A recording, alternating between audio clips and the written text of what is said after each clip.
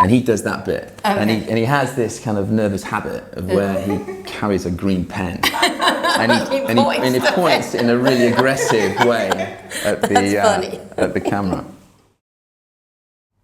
Coming up, we hear from one of the UK's best known brands.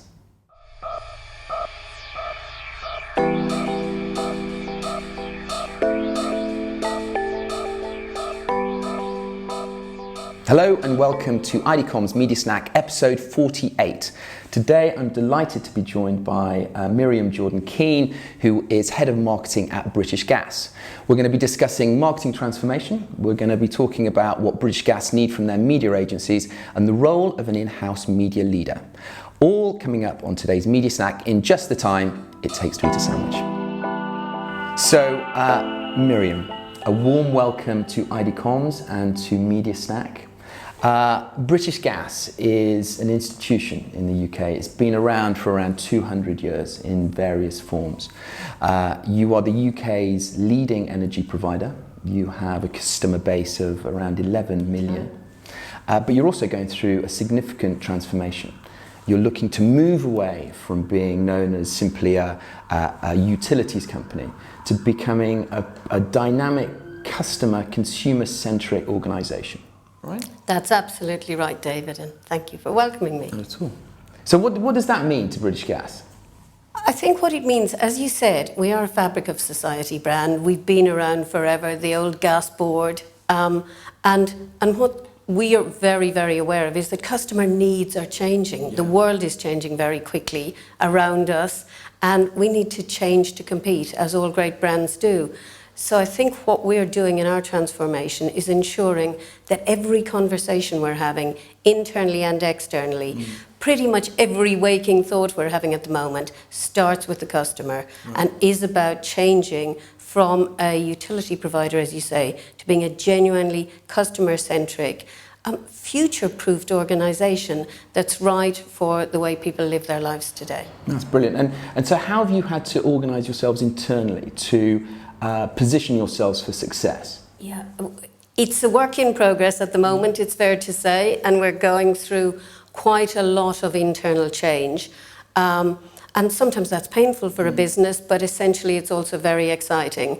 And the way we're organising ourselves internally is very much a triumvirate of functions working really closely together. The insight teams, the proposition development teams, and the marketing teams. So essentially start with, again, as I said, what's the customer need? Yeah. What do we understand about that customer, about what their homes mean to them today? Because that's the playground where we have really got permission to play in people's homes, keeping them warm and working, clever and connected, and safe and sound.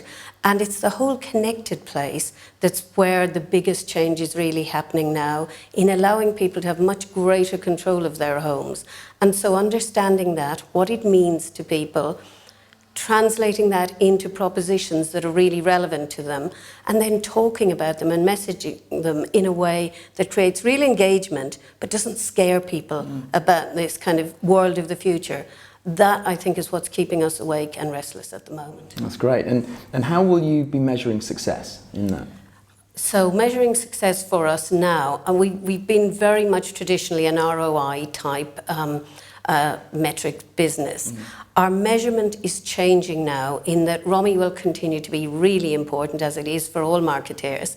But I think also for us now, it's about customers becoming advocates and about really being absolutely obsessed with ensuring that our NPS scores are increasing, that how our customers feel about us, how they talk about us, and essentially how long they're prepared to stay with us is a reflection of the fact that we're putting them at the centre of everything we do. Brilliant. And what role will media play in delivering against these objectives and these ambitions? I think media is becoming ever more critical for all marketing companies, but particularly for us right now as we go on this journey, because just as we're changing and just as our customers' lives are changing, I guess the biggest and fastest change out there, it sounds like a cliche, but the speed of change in the media landscape is just phenomenal. Absolutely. And I think there's a much greater blurring of lines between media, creative, messaging, content. especially as the media world becomes ever more programmatic, and it's all about really serving up the right message to the right customer in the right way. Then for us to succeed on the journey that we've embarked on, we need really strong media partnership. Fantastic. So it appears that you have a clear vision for media internally. You are also one of the UK's largest spenders of media and have recently reviewed your media agency relationships and awarded your account to Mediacom. Yeah. Given the transformation you're going through internally, have your agency requirements changed significantly? I think they have. I think they have because, as I say, we need to keep pace with the way that the world is changing. We are becoming a much more digital business, which is obviously a very new departure for us. We never lose the importance and the power of the personal touch of our thousands of engineers going into people's homes every day to help keep them warm and working. But our customers want to engage with us in a different way now, and we need to be fit for purpose. So I think digital is certainly a big driver of the agenda as we move forward with our new media agency. But I think it was also time for us to recognise, as you say, we have a big budget, but I'm not sure that we necessarily thought of ourselves as the kind of player that we are now and need to be now when our competitive set is changing so much, when it's becoming about the big players in the tech space and not just all the other utility companies. So I think we really felt that it was time to take stock. Our previous agency had done a great job for us. We had been really happy with them and they'd taken us a long way, but we're on the next stage of a journey now and it just felt like the right time to go out there and check what was in the market. Oh, great. And the process was relatively lengthy, so I think it started in March and concluded perhaps a month ago. A month or so ago, yeah. How did you find the process of reviewing your media and seeing the best and greatest work coming out of the UK media scene? I honestly think it's probably the best thing I've done. I'm not sure because I'm very proud of my team's creative achievements, but I think it was one of the best things I've done in the 2 years I've been at British Gas, because for all of our teams, it really opened their eyes and my eyes about how the market's changing and really just the scale of talent and skill that's out there in the market. It was a phenomenal process.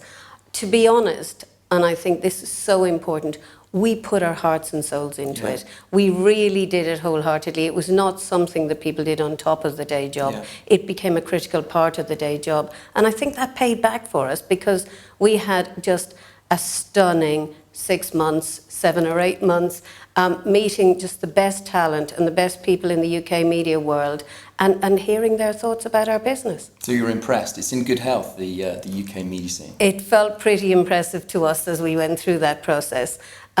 We really did have an embarrassment of riches when it came to looking at the agencies that pitched.